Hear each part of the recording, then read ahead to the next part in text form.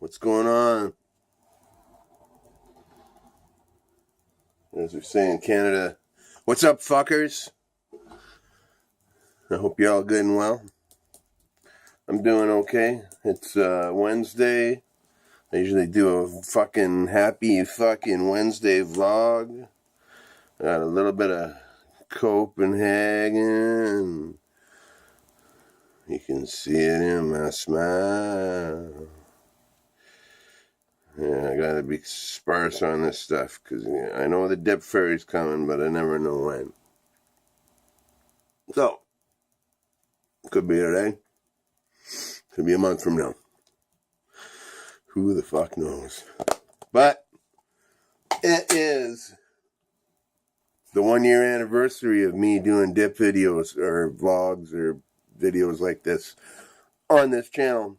So, I'm trying to fucking make a little celebratory fucking thing here by saying fuck a lot. I found a couple cool tapes. When I listen to music, I listen to it on this little jobber here, a little mono cassette player. That's what I've used all my life. Worked then, works now. But this old band here, Sophie. This is their second album, Edith and Osbert, and this was an experimental musical ensemble I was involved in.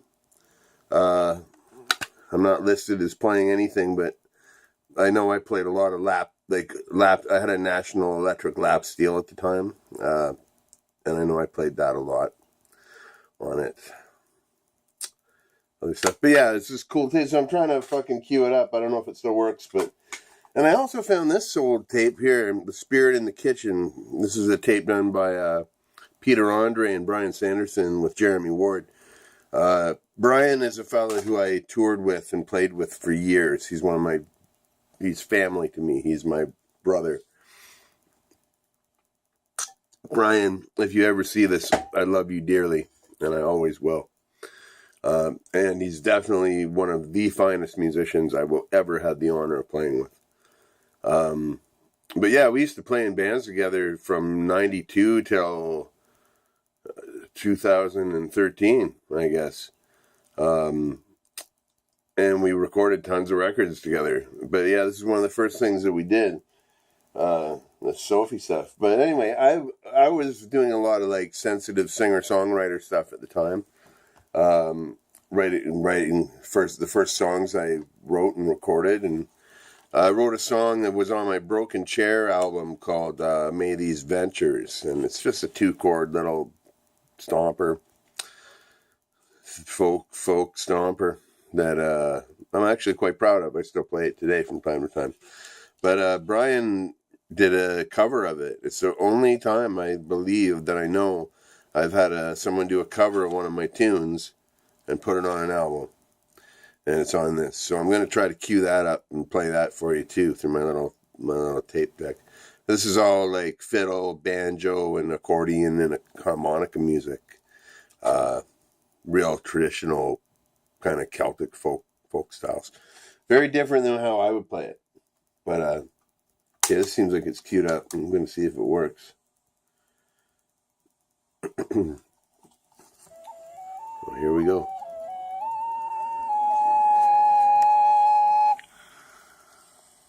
This is a band I played in back in the early 90s.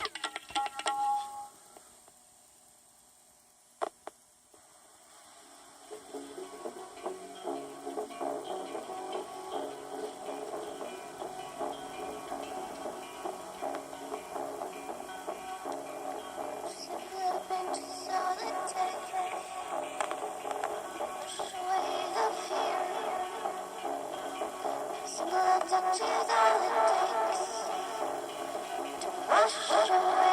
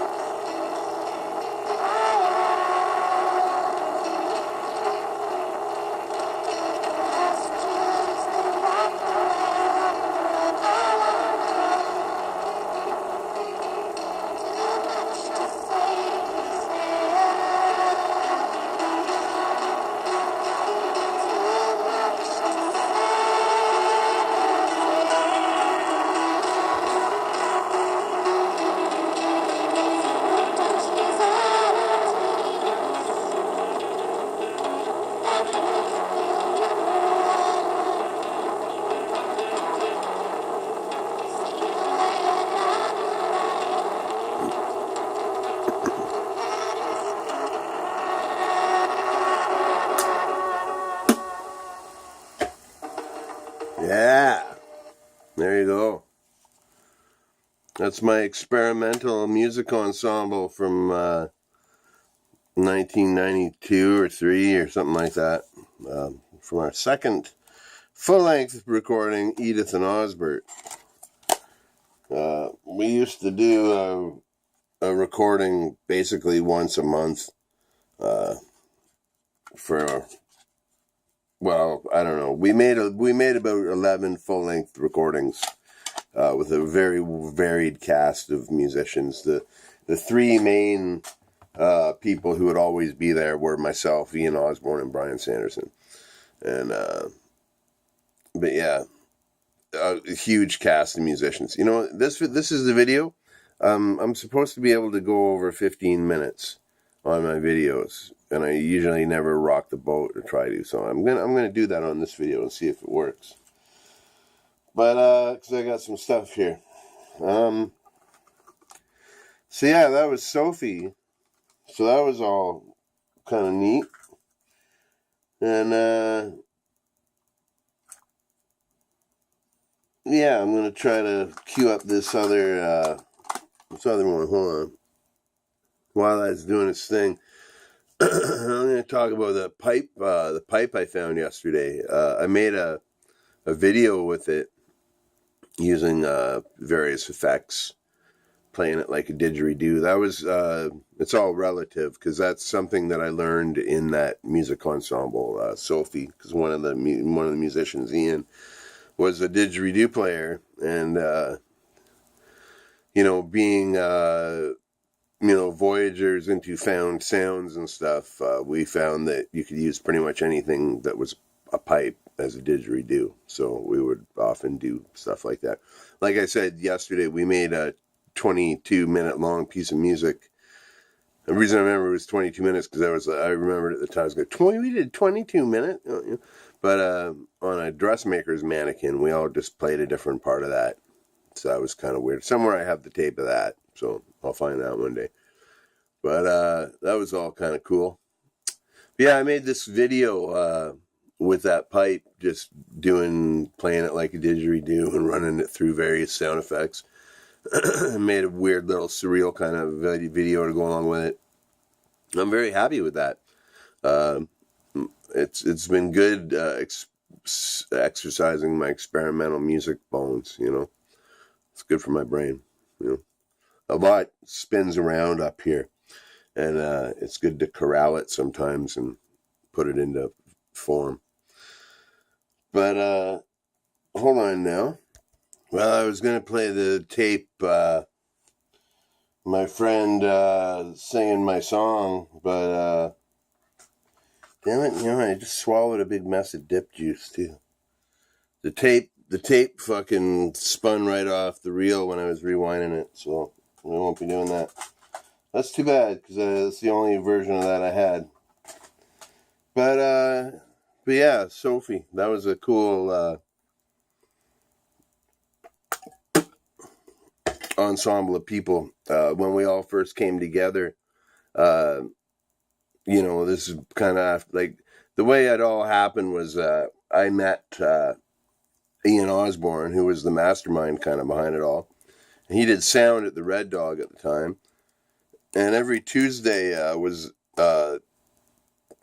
amazing when I first moved to town. There was this thing they did called the Acoustic Potluck, hosted by Dan Fewings and Chris Lacaritas, who were like a folk duo. Dan was good for being like the big warm voice, you know, the big warm folky guy, and Chris was an amazing fingerstyle guitar player. They played together. They did this thing called the Acoustic Potluck every Tuesday, and it was amazing because it brought together everybody in town. Everybody went. That's what everybody did on a Tuesday night. There was nothing else to do. You know, there was no internet. The only bars in town where the artsy people hung out were the Only and the Red Dog. And there was the one night a week where you had an excuse not to hang out at the Only, you know. So that's what we all did. And that's kind of how I cut my teeth as a stage performer, was performing at this Acoustic Potluck, you know, in the early 90s. I was first starting to write my own songs and play other people's songs, you know. I was playing on the street a lot. And it was, you know, you could go, you sign up. Often I actually just did it for the free beer. But, you know, you'd sign up, you'd play 3 songs, and you get a free beer at the end of it. And it was a lot of what you'd expect in an acoustic open stage, a lot of Neil Young covers, a lot of, you know, covers of the time. What was big at the time? Michelle Shocked was big at the time. Indigo Girls. Celtic music was huge in town back then. Holy fuck, I got a wicked buzz from that dip juice I swallowed, man. Yeah, okay, here we are breaking the 15-minute mark, seeing if this works. But yeah, so the acoustic potluck, you know, it was cool because everybody in town went. You had a little forum for your music if you're a songwriter. You know, we didn't even know it at the time how what amazing things would come of what was happening then. You know, Ian, the sound person, really liked my style, the way I'd play because I was a street musician, right? So I played with a lot of power behind me, you know, I guess, and sang really loud and shit. And he liked the drive and the simplicity of the music I did. So he took me aside one day and asked if I would like to do a recording with him. And that's how I did my very first recording, Dog Derby, a tape I did back in 1994, recorded it in 93. You know, and so, you know, we became friends and we would start doing some stuff musically. He played bass. His background was in dub reggae, and classic 70s rock, basically. You know, my background was in punk rock and what I had cobbled together, my knowledge of the blues over the years, which was difficult, to say the least.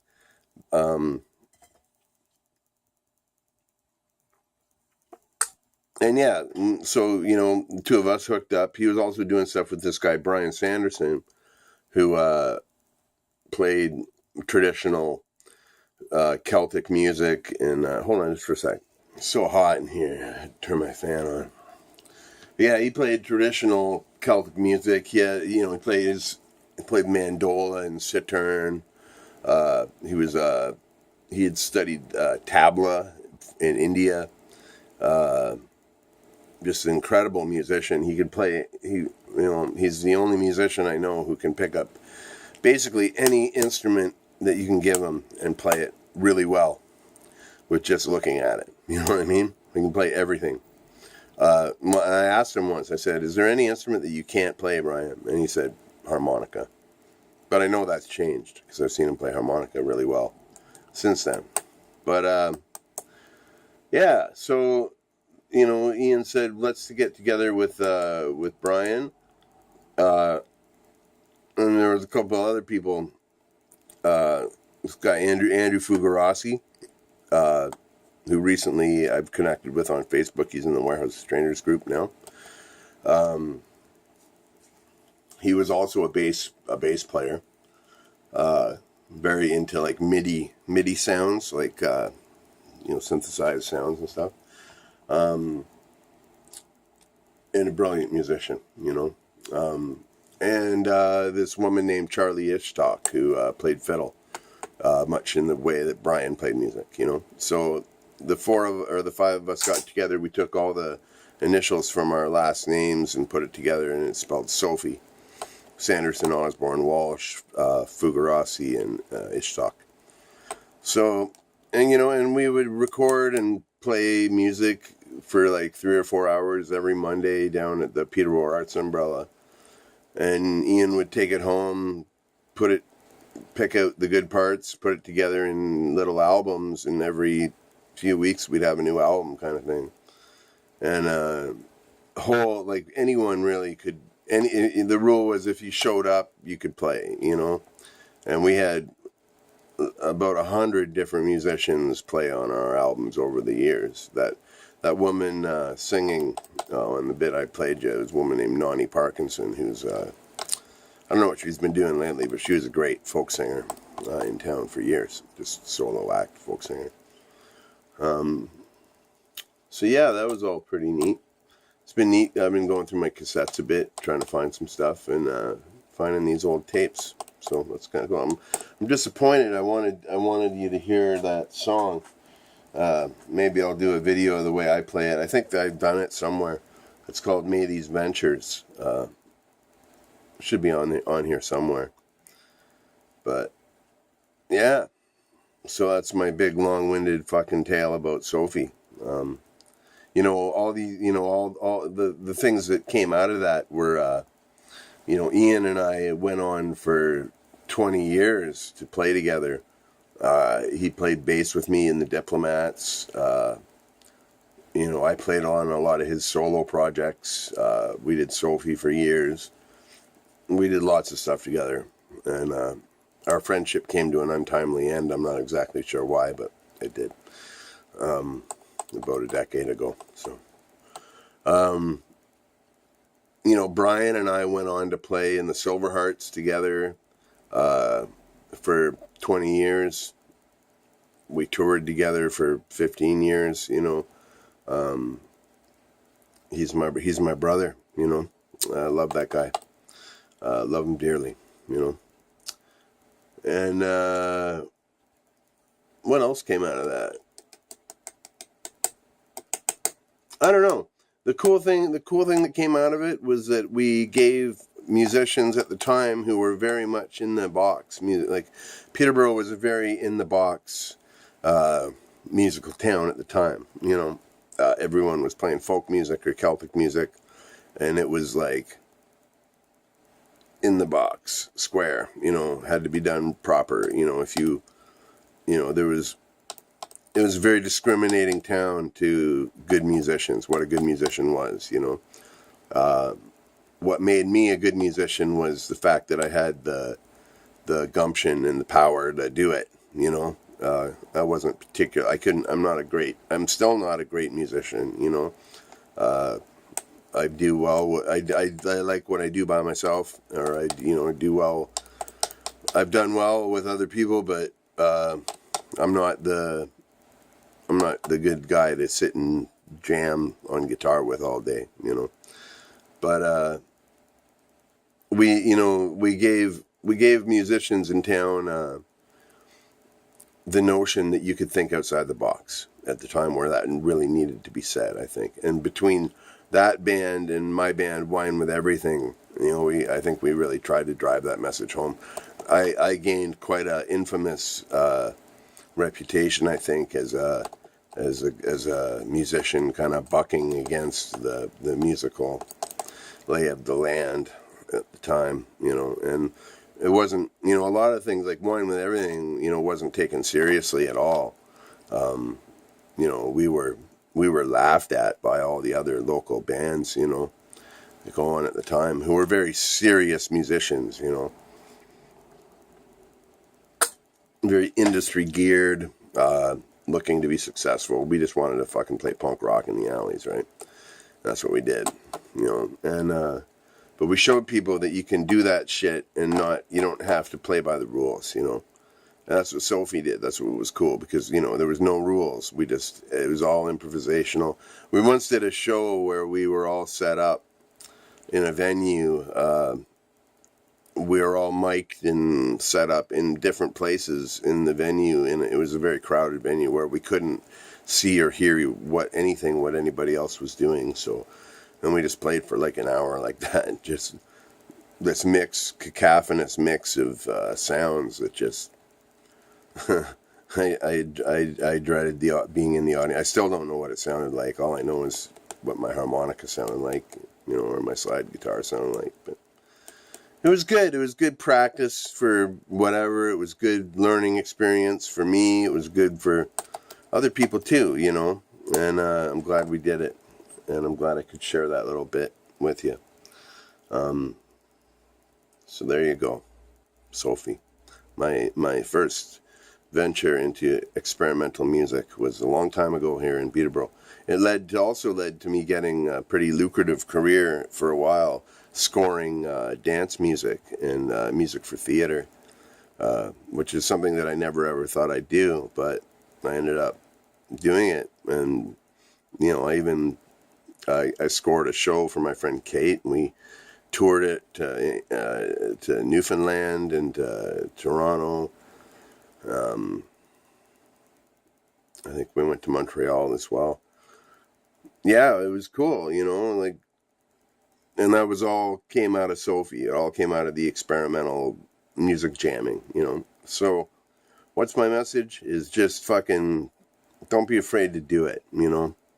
Don't be afraid to, you know, if something like that happens to you, a bunch of talented musicians come up to you and you don't think you're that talented, and they say, hey, come play with us. We think you're cool. Go play with them, because you'll learn something and they'll learn something too, you know. It's good for everybody, you know. They're asking you for a reason, you know. But, yeah, and that all, you know, I even had I was telling Hillary earlier today, I had there was a zombie film in production here in the 90s, fully in production. It was going to be this feature-length zombie film, and I was going to score it and do all the music for it. And right in the middle of production, funding all fell through, and they couldn't continue the project, so I couldn't do it, but whatever. But I'd love to do stuff like that. So if anybody out there in social media land wants somebody to fucking score their weird movies or whatever, hit me up, because I'm dying to do that kind of shit. But yeah, all right. So we're almost at the half-hour mark of this video. So this is gonna be a real test to see if this uploads. But thanks for being with me here today. Thanks for celebrating my 100 or my year of doing vlogs on this channel. And I hope you're all good and well. As I always say, stay free, be well, be you, and be the best you that you can be. And if you can't, fake it. All right. Take care now.